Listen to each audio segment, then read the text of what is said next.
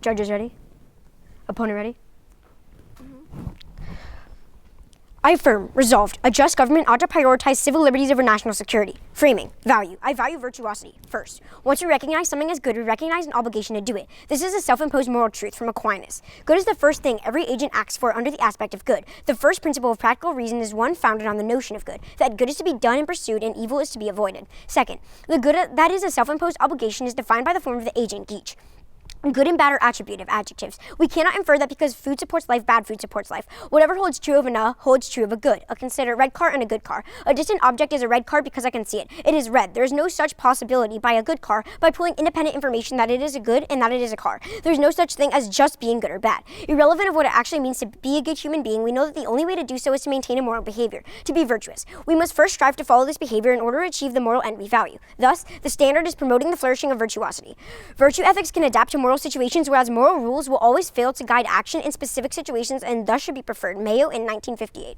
The question what I ought to do, and according to the principles, the answer must be derived from a rule. But if the case is without precedence, my problem may be, suppose my perplexity is not merely an unprecedented situation.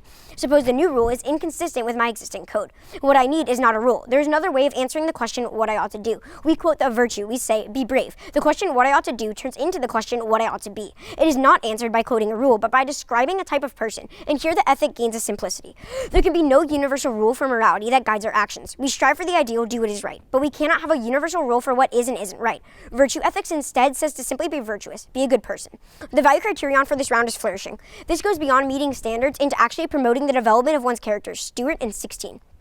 Schools exist to promote the long-term flourishing of students. We get happy when a kid says, I like reading, but what really matters is if that has a positive impact on his or her life. Flourishing is so much bigger than scores. They aren't all-knowing indicators of whether a kid will develop a good life. Flourishing gives room to play with character strengths, growth, not cognitive skills, learning skills, and skills employers want. It paints a vision of school that doesn't exclude anyone because flourishing is about figuring out your calling as a human.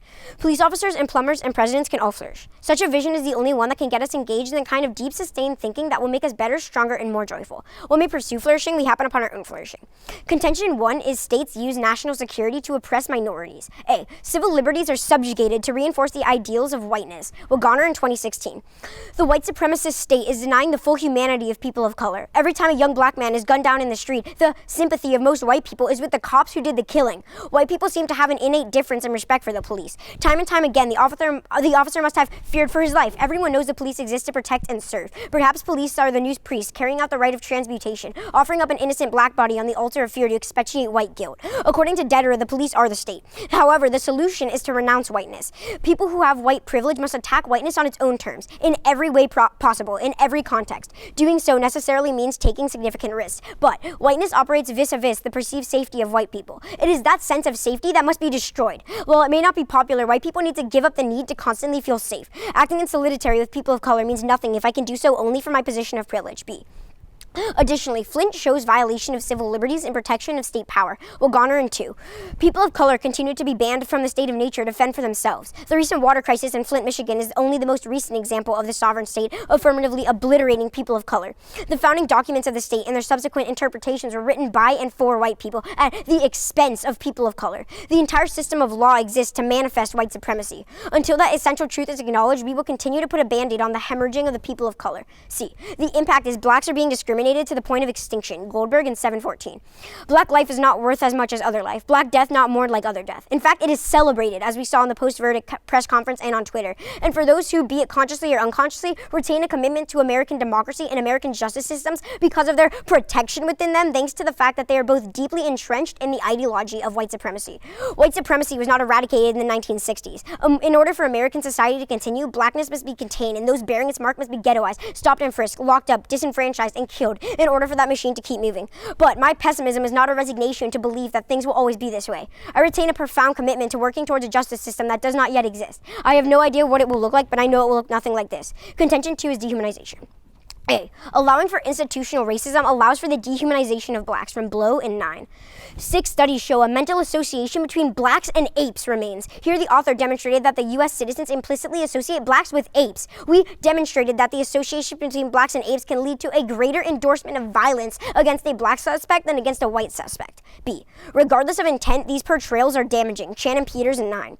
The cartoonist, whether he did this consciously or not, was drawing upon a very historically deep source of images about African Americans that that African Americans don't have control over. Even if people who do not harbor deep-seated prejudices because they have stereotypes deeply embedded in their consciousnesses maybe react unconsciously when those associations are triggered. And C, racism must be rejected in every instance in order to save society from the shackles of oppression. Barnt and 9.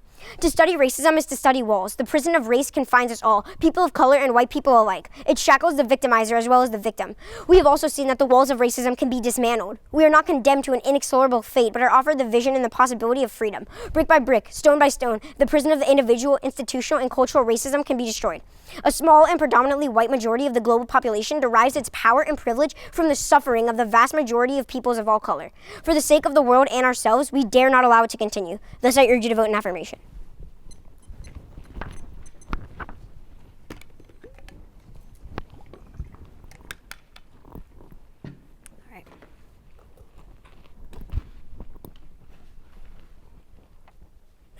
Are we all ready?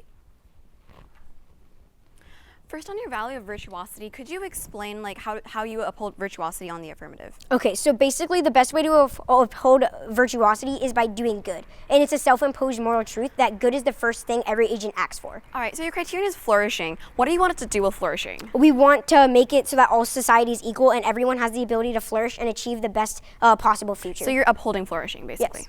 Okay, and your standard is promoting virtuosity? No, the standard is promoting flourishing. Oh, okay, so what did promoting virtuosity have to do with all of this? Oh, we're just saying that we have to promote virtuosity because we strive for the ethic be brave, or we strive for the ethic of virtuosity in debate. Okay. Would upholding lives be virtuous? Upholding lives? Like maximizing the number of lives that are saved? Not necessarily, because if the people that are being saved are the people who are white supremacists and trying to deny the humanity of people of color, that will never be virtuous, as they only deny black people the right to flourish. Okay, do you think reverse racism is a thing? Can you explain the ideal of reverse racism? Like racism towards the not like the minorities, but the dominant power structure, I guess. Yeah, I read a card that says that the shackles of racism combines us all. Okay, so you're talking about okay, let's move to your first contention. You're talking about how national security oppresses minorities, right? Does Yes. mass surveillance oppress minorities? Yes. How does metadata oppress minorities? It's not necessarily just a link to national security, or not just a link to metadata. The link is that white people have a constant need to feel safe, and that perceived safety is denying the full humanity of people of color. Don't you think everybody should want to feel safe? No, because that's what's allowing for the oppression of minorities. That's our not position. only minorities, but also do you think that it's justified for how would people not want to be safe? Everybody wants to be safe. Yes? The problem is that their want to be safe is what's oppressing black people, and also we believe that black people also deserve the right to feel safe, which the negative denies. Okay, well, I'm not going to deny some people the right to feel safe, but so if everybody if the negative is able to uphold that we make it so that everybody feels safe, would this impact this whole idea of? You mean would you win the round? Yeah, I mean. Not necessarily, because you also would have to solve for the dehumanization of blacks. You also have to solve for institutional racism and discrimination to the point of extinction. Okay, so you talk about discrimination to the point of extinction. Yeah. How does just having mass surveillance and all of this idea lead to extinction? It's not just extinction, it's discrimination to the point of extinction and only for blacks. So essentially the link is that when you allow white people to have this constant need to feel safe, that sense of safety allows for the violation of blacks, because that is what holds their white supremacy at top. That they have this need to constantly feel protected from everyone, including minorities, and that oppression. Okay, how can you promote virtuosity without a just government? We're saying that a virtuous government is just. Okay. Are you taking prep? Yes, I will. 4 minutes prep time. I'll just let it run. Time starts now.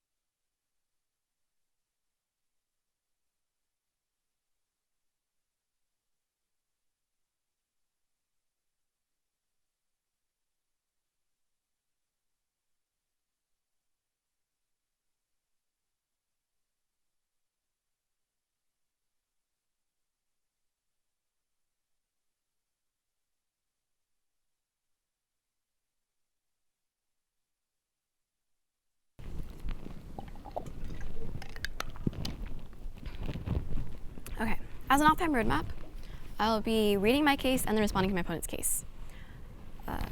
This is 7 minutes. Are we all ready? All right.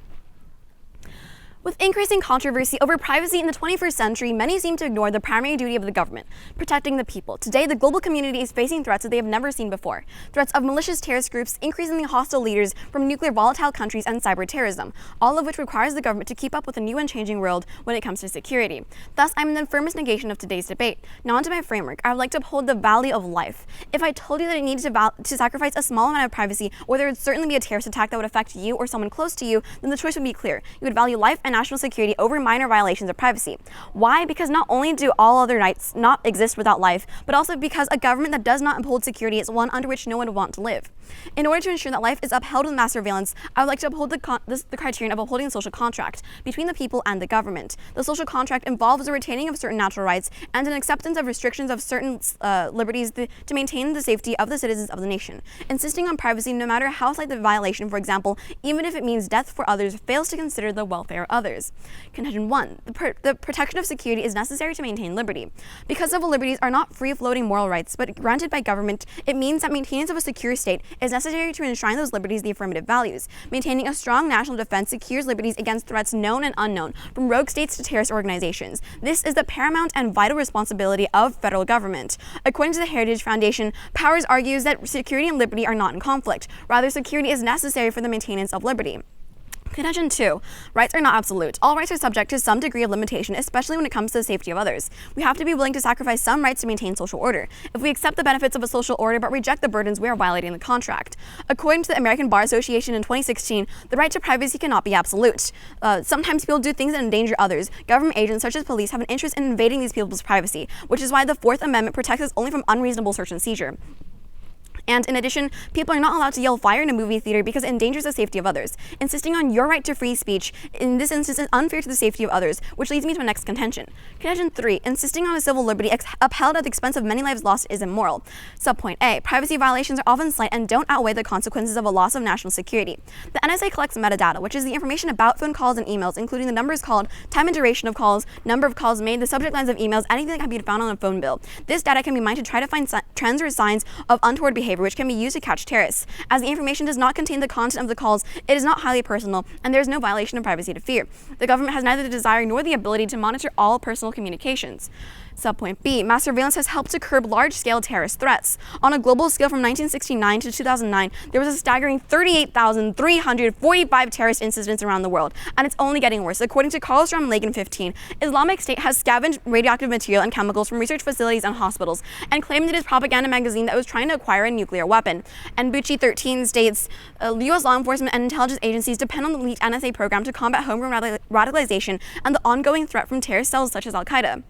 Surveillance programs have helped foil dozens of terrorist attacks. These include an attempted suicide plot against the New York City subway system by Najib al-Azazi, who pleaded guilty. Since 9/11, the U.S. has thwarted over 50 terrorist plots against America's homeland. Moving on to my opponent's case. So first, overall, I would like to say that on my side, we're not completely obliterating civil liberties, and also the negative doesn't endorse racism. Like, clearly I can see that racism is truly a sin. However, when we're advocating for civil liberties over national security, we're advocating for the security of everybody, not just like whites. We want everybody to be safe, as we've proven through our contention. One, we show how without security, we can't allow for civil liberties, and so not only would African Americans be disproportionately targeted, but everybody would have our civil liberties and human rights violated. Now onto his case. So to the value of virtuosity, first, life is prerequisite. If you're dead, you can't be virtuous. We need to be alive to debate about everything about being virtuous in today's round. But second, upholding life is the most virtuous thing you can do. You can't have anything without life, and killing is the most is the utmost sin, because when we kill, people don't have the chance of being virtuous anymore. It makes it so that it's the ultimate impact in today's round. And also third, the negative doesn't lead to violation of virtuosity. We don't make people lead lives that aren't virtuous. Now to this contention, to his criterion of upholding flourishing. So this we have to have the social contract before we can uphold flourishing. If we don't have a safe government, then human flourishing can't take place. Clearly, the social contract is basically saying there must be a contract between the people and the government for the government to uphold the security of the people in exchange for some minor privacy violations. We can clearly see that social contract takes precedence to his first contention that national security oppresses minorities. So first, I would like to clarify, I am advocating for mass surveillance, and specifically the collection of metadata. Metadata is just the content about calls and emails. It's not the content, it's the data about it. So like when the email was sent, or when the phone call was made, how long the phone call lasted, the numbers that you called. It doesn't give the actual content about the phone calls. This shows that metadata is not oppressive. Now, there are currently many checks on the NSA, and for example, the NSA's activities are overseen by the NSA Inspector General, the Director of National Intelligence, the Foreign Intelligence Surveillance Court, the Department of Justice, the Privacy and Civil Liberties Oversight Board, and the State, Senate, and House Intelligence Committees. Each of these entities is responsible for reviewing various aspects of the NSA's operations. This isn't the NSA itself. These are different checks that are checking on the NSA. We clearly see that in my form of mass surveillance, this will not lead to oppressing minorities because these checks prevent that from happening. FISA court actually, during a 3-month period, rejected a fourth of all of their requests to query metadata because they thought that they were based upon race. And we clearly see that we're not allowing racism to occur when we uphold national security either. Now, my opponent talks about how discrimination would lead to extinction. However, we aren't trying to perpetuate discrimination. In fact, we want to prevent discrimination from occurring. When we uphold national security, we're preventing the mass killing of everybody. For example, we can see that if ISIS were to all the hostages ISIS has, they glorify the fact that they violated human rights and they kill them off. And we clearly see this is killing everybody, not just the African Americans. Now, to contention 2 talks about dehumanization. First, cross-apply my argument that life is a prerequisite. If we don't have life, nothing can occur. If we don't have life, there's no quality of life. But even additionally, there'd be even worse dehumanization in the affirmative world. So as I've proven, ISIS, Islamic State militias have abducted, injured, and killed thousands of civilians across northern Iraq and uprooted millions from their homes. Several minority communities, including Christians, Yazidis, and Turkmen, have been subjected to killings, rape, and sexual enslavement, and women and children have been targeted. We can clearly see in the negative world, if we don't uphold national security, ISIS will be able to kill everybody.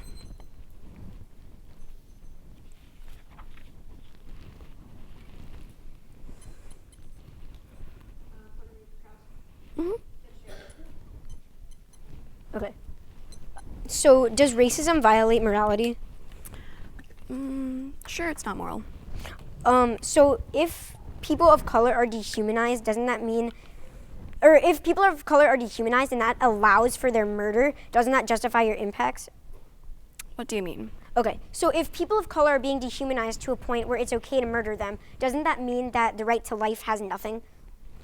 Okay, so the thing is, when you're dehumanized, first thing, you're basically when you say dehumanization is bad, you're saying that quality of life is important. You have to have quality in your life, right? Well, yeah, because isn't it better to live a life or die than live a life of eternal torment and discrimination? Well, I'm not perpetuating a life of internal torment and discrimination. How aren't you if you link to race? Well, I don't link to race. How do you not link to race? Because, okay, we're trying to uphold the security of everybody, and we're not... Right, but my link wasn't surveillance. My link was that white people have a need to feel safe. So if you enhance that link by going for surveillance, doesn't that mean that you link to race? No, I'm saying that everybody wants to have the right to security, not just specifically right, but we're whites. saying that white people's right to security destroys the right to security of others. So technically, wouldn't that argument turn your case because you say everyone has the right to security? Well, no, because I'm saying that, okay.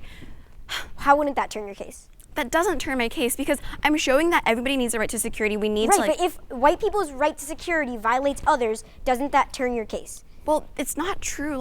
Okay, so when people the thing is, it isn't true that only whites want their security, right? Everybody does. Now, that's there's a logical misstep in your case. What is the logical misstep, please? That specifically only whites would value their security. No, we're not saying that only whites value security. For clarification, we're saying that only whites have security. Well, okay, so the thing is, all right, I need to specify something. So yes. My opponent talks about police force, right? This instances in which the police aren't protecting African Americans because it's unjust. They're not pursuing national security over civil liberties. This isn't a conflict of national security and civil liberties. The purpose of the police force is to protect everybody. So we're we're trying to advocate for a world in which we would protect everybody. Okay, so another question. Your social contract theory, right? Yes. So for social contract, what does that mean in terms of dehumanization? Like, doesn't dehumanization violate social contract because you're not technically human, thus you don't have one? No, because, okay, so you're still human if you don't have, like, quality of life. Thing is, you need the social contract in order to protect your quality of life. If you don't have a quality of life, doesn't that mean that death is better and you would just, like, stab yourself? No, do you want an example? Sure. Okay, so there's an example in China. They don't allow for, like, they have censorship, and this violates, like, their civil liberties, because on the internet, people's right to expression is curtailed. Right, but that's not technically what we're defending. We're defending dehumanization, not people not having one civil liberty. Okay. I'll need to clarify later. I'll take a little bit of prep.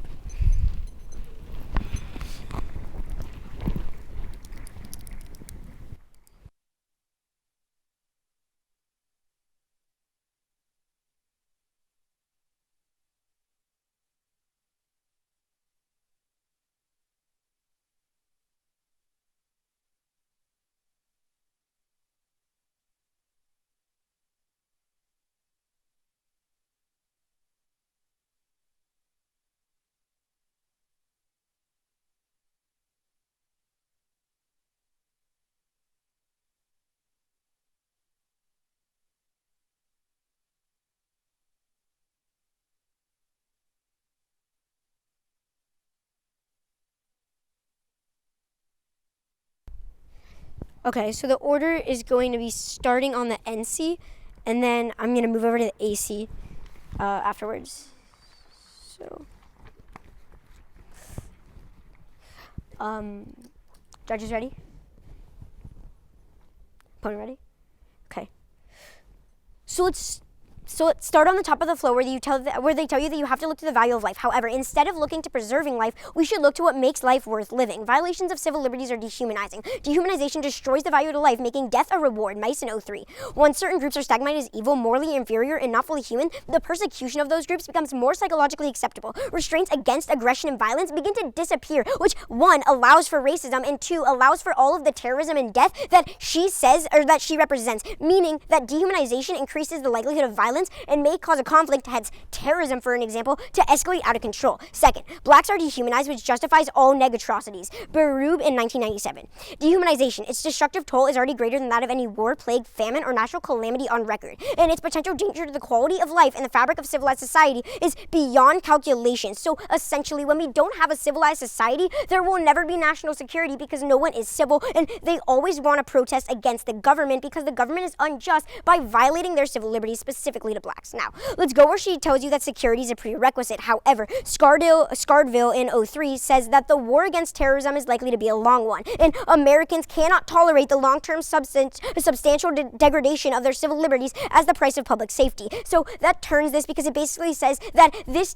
war is going to be extremely long, and we can't have people having no civil liberties for this length. Another way you can turn this argument is the fact that whites perceive security as a prerequisite in order to oppress blacks into a point where they don't have any security or protection. Now let's move on to her metadata contention, where she tells you that metadata is really good and can solve for a lot of terrorism. However, A2 metadata. Metadata causes information overload, so it would never solve and actually makes the systems harder to find terrorism. Schneier in 15. Systems will be so flooded with false alarms, they will be useless. Millions will be falsely accused. Each alert requires an investigation to determine whether it's real. That takes time, money, and prevents officers from doing productive work. When you're looking for the needle, the last thing you want to do is pile lots more hay. There is no scientific rationale for believing that adding irrelevant data makes it easier to find a terrorist. NSA passed thousands of tips per month. Every one of them turned out to be false. NSA surveillance efforts have actually made us less secure. That is key. Now, go to the part where they tell you that surveillance is key to stopping terrorism. However, surveillance allows for racism, which links back to my case on dehum, and consequently allows for terrorism because blacks now have no security. Turner in 16.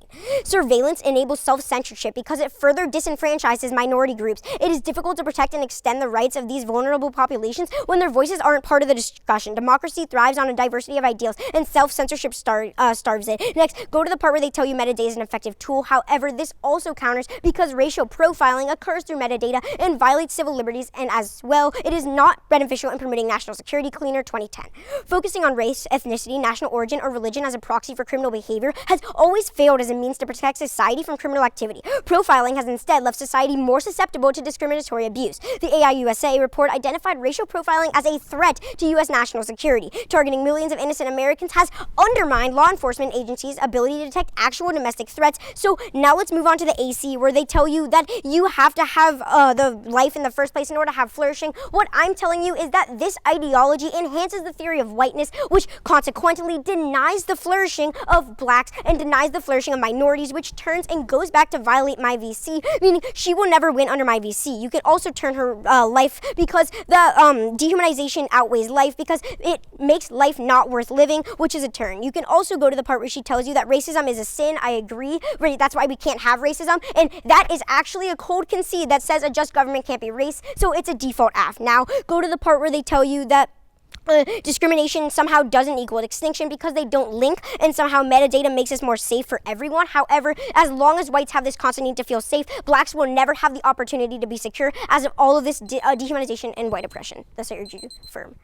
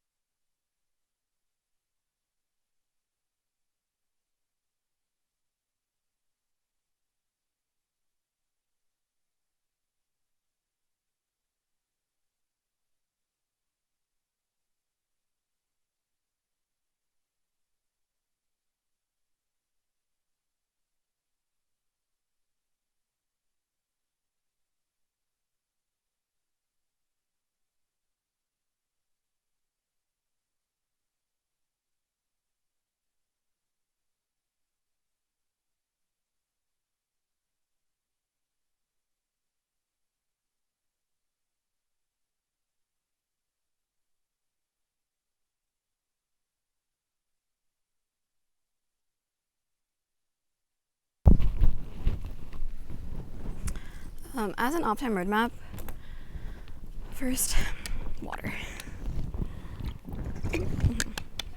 All right, so the affirmative case, negative case, but on the affirmative case first, framework, and then contention level. After that, I'll talk about voters.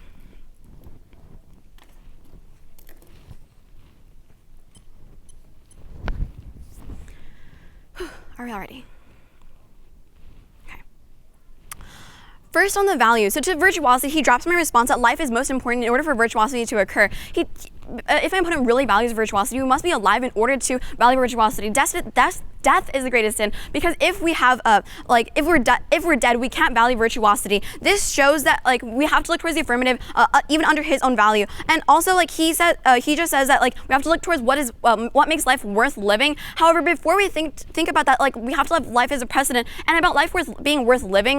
The stuff about virtuosity, if we don't have life, then we can't uphold virtuosity. If we don't have life, we can't have a quality of life that's worth living. And also look towards the example of China. So China has a lot of censorship to its citizens. It violates the civil liberties of the people who write their essays on the internet. They take out the internet within 24 hours. Take off the stuff that's anti-government off the internet within 24 hours. This is a violation of civil liberties. However, that doesn't mean that people in China don't want to live, right? It isn't dehumanizing them, because these people know that just because there's a quality of life, that quality of life from civil liberties isn't there, doesn't mean that life isn't worth living. Now on to the. I agree that racism is a sin. However, I'm not trying to link into racism. I also say that racism is bad. Furthermore, my opponent argues in his case that it's more important for the whites to counter this racism.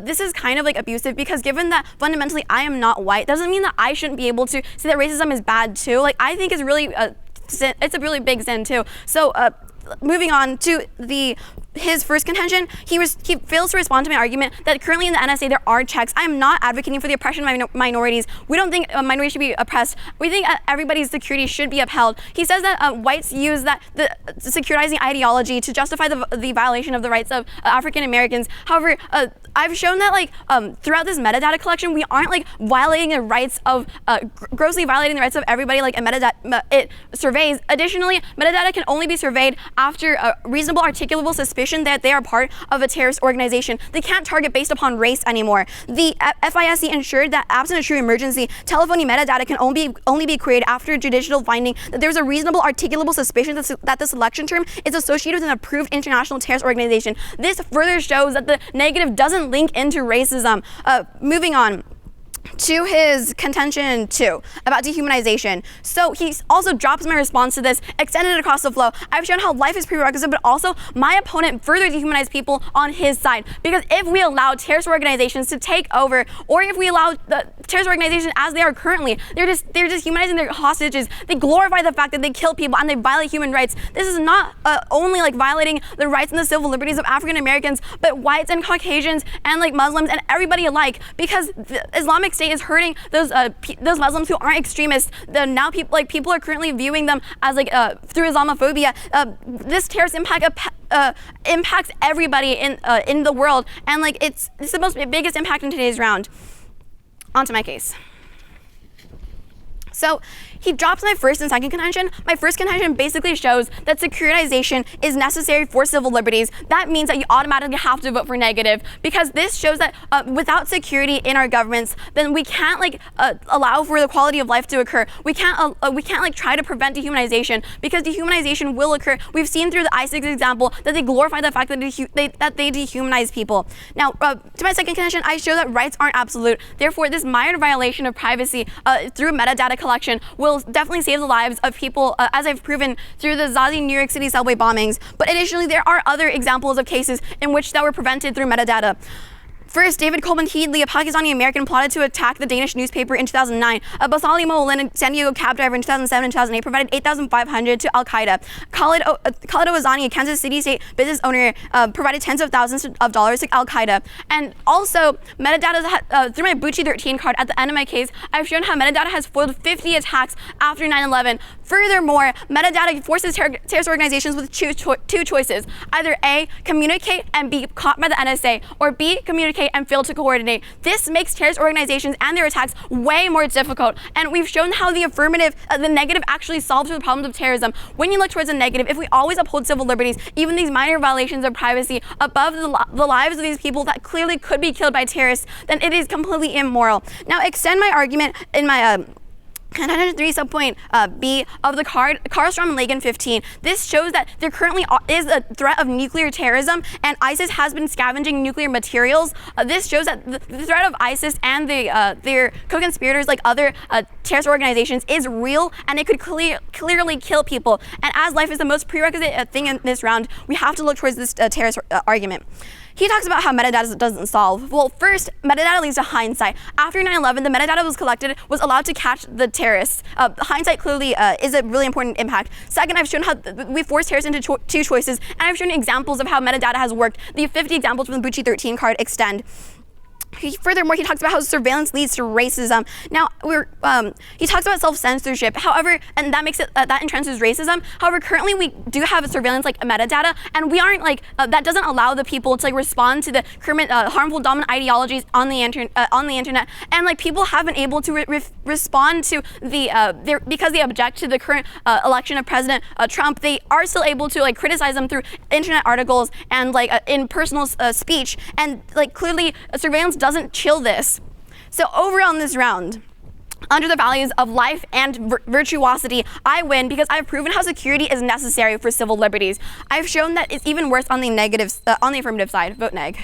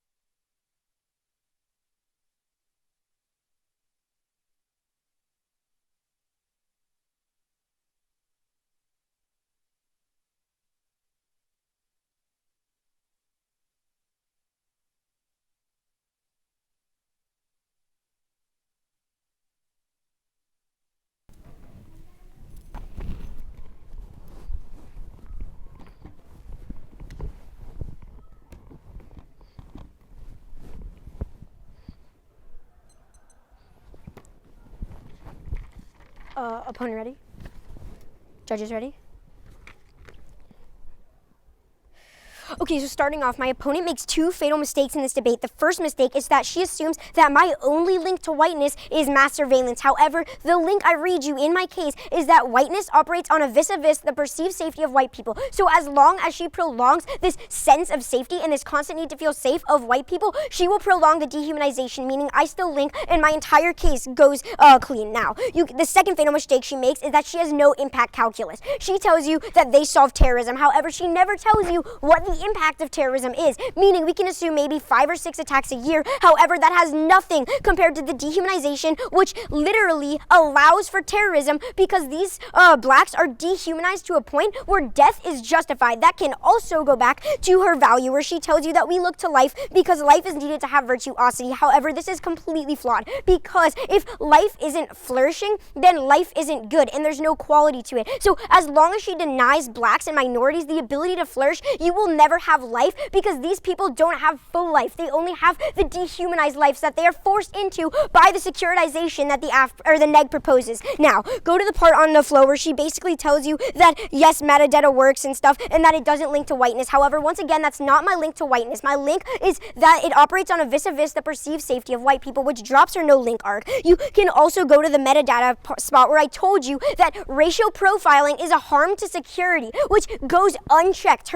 She did respond to the metadata argument, which I'll cover in a few seconds, but she drops the argument that racial profiling makes metadata less effective, which means that's conceded and also links to my case on the dehumanization. Now let's go to the metadata answers where she basically tells you that no, this isn't true because it's happened before where metadata works. However, I'm telling you that systems are so flooded with false alarms that it makes it harder. I'm not saying it hasn't worked in some instances, but the thing is that it makes it harder in the long term, which is the ultimate impact because she doesn't solve terrorism as well as the AF, which automatically leads to an AF ballot as that's how she's evaluates. So now let's look to how you should evaluate the round. So the main way you should evaluate this round is to who really is doing the best to promote flourishing, as flourishing is what allows for society to be at its utmost potential and allows for people to go beyond scores and to actually and promote the development. So if people can't develop, then they'll never have any impact on society and all impacts goes away, meaning society can never develop and flourish at all. She destroys that with dehumanization, which operates on a vis-a-vis the perceived safety of whites and thus is linked. There is zero response on that link. She only responds to the surveillance link, which never even existed. I believe she has mistaken that. Now you can go to the last part where she tells you that there is checks on NSA. However, I'm telling you that there will never be checks so long as whiteness operates on this vis-a-vis the perceived safety. Another thing you can use to respond to that is that the checks generally only occur for whites as they are who are on the top. Thus, I urge you to vote in affirmation. Fantastic. Yeah.